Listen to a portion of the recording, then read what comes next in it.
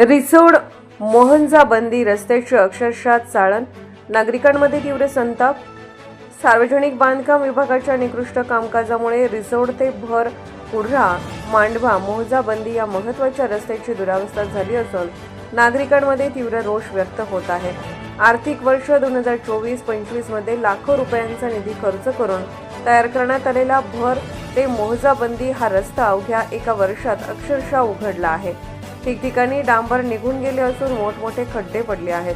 रस्त्यावर गिट्टी साचल्याने वाहन चालकांना तारेवरची कसरत करावी लागत आहे. हा रस्ता मराठवाडा विदर्भाला जोडणारा प्रमुख मार्ग असून दररोज अवजड वाहनांची मोठ्या प्रमाणात वर्दळ असते.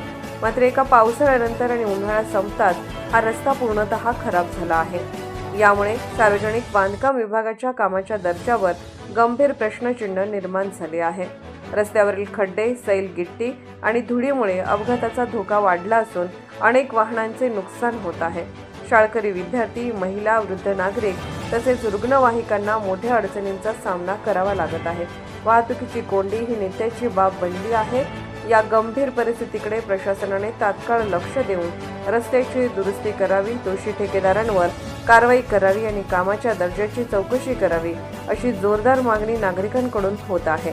अन्यथा तीव्र आंदोलन छेडले जाईल असा इशाराही नागरिकांनी दिला आहे. कोट्यावधीचा रस्ता एका वर्षात उघडला. रिसोड मोहंजा बंदी रस्त्यावर नागरिकांचा उद्रेक. जनता टाइम्स टीव्ही जटा चॅनलसाठी वाशिम जिल्हा प्रतिनिधी Atmaram Jadhav. Subscribe now and press the bell icon. Never miss an update.